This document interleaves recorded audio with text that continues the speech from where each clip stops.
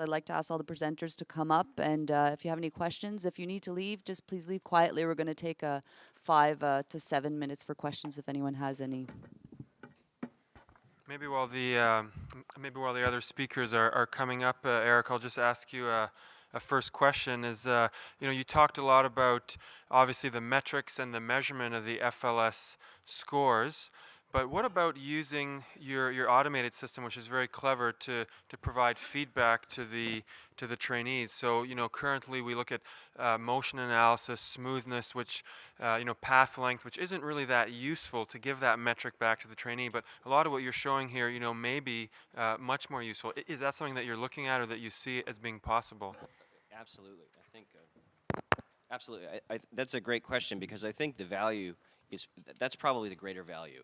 It will be nice if we can reduce the infrastructural costs of administering the FLS exam, but I think it would be way more important in terms of accelerated learning to have that option available, because we know from a million different studies in every venue you can imagine that when individuals are going through some sort of simulated situation, if they get immediate feedback, or even if it's not simulated, even if it's an actual, any sort of educational experience, if they get immediate feedback, they're able to modulate and they learn much faster. So I think that's the real hidden value in this work.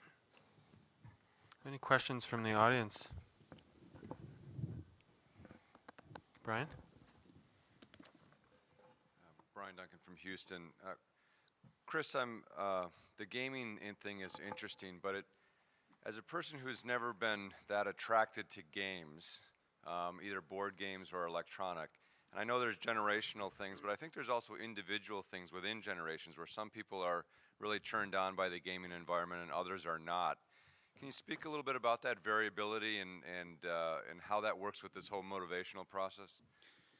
Yeah, thanks, Brian. That's a good question. So pretending for a minute that I have some kind of expertise in this area, but you're absolutely right that the notion of competition, like we're talking about, is certainly not for everybody. And there's, as a matter of fact, one of our 3 finalists for Ultimate Sages this afternoon declined to compete in the final competition today, even though they qualified. So not everybody is up for intense competition, but games are more than just the competition. So the key element that you need to have from a game is to provide some kind of a reward. And those rewards can be winning a trophy, but they can also be feedback in terms of offering levels or badges or achievements or some other form of reward for your activity.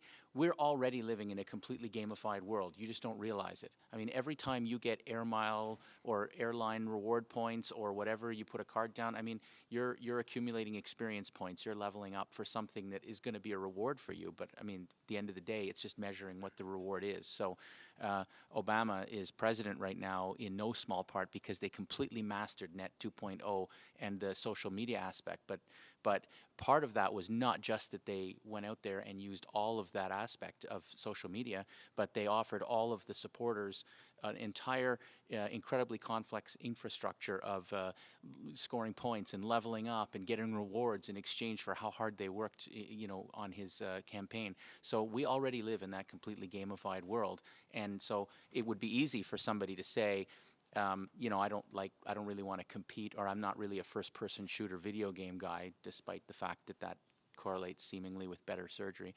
But there's still many other ways that we all participate in games. And I think when we're talking about, I mean, they asked me to talk about games and not our own efforts to develop VR simulators, but it's something to think about. In developing these simulation things, first and foremost, think about what your curriculum is and what your metrics are, but I strongly advocate thinking about a way of making it fun, whether you have daily leaderboards or some kind of experience thing or badges and achievements. I mean, these are all things that should be considered in development of these processes. Next question. Keith Applegren from Pittsburgh. Are there any programs requiring residents to go to the sim lab before actually operating? I guess my question is, do they have to perform on a colonoscopy simulator? I used to require this of my residents. If they hadn't been to the simulator for the colonoscopy, they weren't doing the colonoscopy. So I guess my question is, have attendings kind of held residents to the standard to do the simulation before actually going to the OR? Adrian, what are your thoughts? I mean, your procedural-based simulators, is that something that you're making the residents do before they go to the OR? Well, we actually had a protocol at Maryland we started a couple of years ago, and it kind of ran out of steam. But it wasn't a procedural based. It wasn't a full procedural. But for lap chole, you had to. There was a competency, proficiency based kind of progression. So you had to get through a prescribed program to do a chole, or you had no. You had no expectation of doing a chole in the OR. So. That was one small example. I think there are now some programs who are doing the same things with Flex Endo. Again, that is just so much more of a finite modeling problem to solve with greater fidelity in terms of the visual interface and the haptic interface than in the abdominal. But anyway, we did this at Maryland and grudgingly had residents comply because they weren't going to do choles until they progressed. Yeah, Chris? Yeah, no, I was going to wonder what the others thought. We don't do it. It's logistically, we're a regional residency. We're in 3 cities, and it just logistically is not possible. I mean, we have them come in, and we wanted to perform their curriculum, but we don't require that they do it before doing anything. Chris? So I used to be a strong advocate of that. I used to say absolutely they should train to a level of proficiency in the lab before they go to the OR, and maybe that's still the case.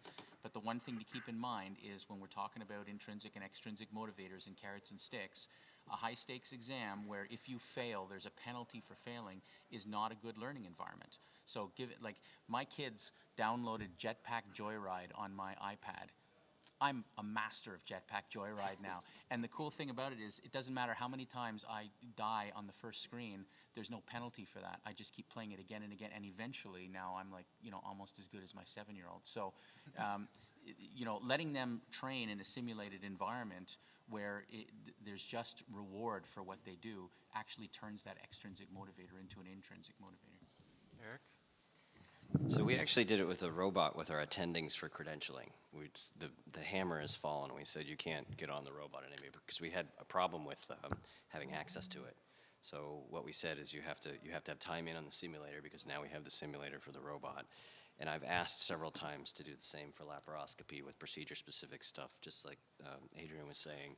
And I've gotten the answer that that's logistically impossible and we can't do it. Adrian, you were going to say something. Yeah, so I'll give kind of a comment of kind of the crusty older fart on this, and I know my colleagues here aren't advocating otherwise, but one of my concerns with bringing gaming in is kind of the somber and sober realization that our trainees need that a lot of times it's just not fun, and you might be very tired and debriding, necrotizing pancreatitis or doing a redo, whatever. There is a level of, and I don't think we're doing this, and I know you guys aren't advocating that in the least, and we want to bring our learners in, but the fact that this is serious and sometimes tiring, requires great concentration and stickability, and it's not a game, is again, I'm sounding like a crusty old fart, but I am hugely, I believe in motivation, stuff like that, but I am concerned a little bit about the dumbing down of surgery and surgical training if we try too much to concentrate on this. Anyway, that's the crusty older fart comment. Maybe I'm just going to say it has nothing to do with dumbing down. It's just changing the motivators. So. Maybe I'll just ask one more question, actually, John. So, the mental rehearsal, practically day-to-day with your own residents, how are you using this? Are you encouraging them to go home and rehearse mentally? Are you providing them with any tools to do this? Do you use videos? Is it at that level yet where you're asking your trainees to do this? So the answer is not right yet doing it. I mean, the major reason I instituted this was I thought it would be a great way for them to just practice learning how to think about a case and then also be able to dictate a case and go through the major steps and do, because basically that's what you do when you do a form of mental rehearsal when you dictate an op note. And nowadays, residents don't even get to do that. Right. And that's a great I learned a lot when I was trying to dictate op notes. And it's a form of mental rehearsal because you're going mentally over the whole case. And so it was a way to just get them introduced to it and to start using. I encourage them to use it, but we don't require them to use it. But it was a way to try to introduce it as a way, and anecdotally, like one of the interns was like, that was great, I did a lap chole with the attending, and I couldn't have done it otherwise, having to talk through all the steps, but that's great. Thank you very much. Again, I'd like to thank all of our speakers for some terrific presentations, and thank you all for participating. That was great, guys. Thanks.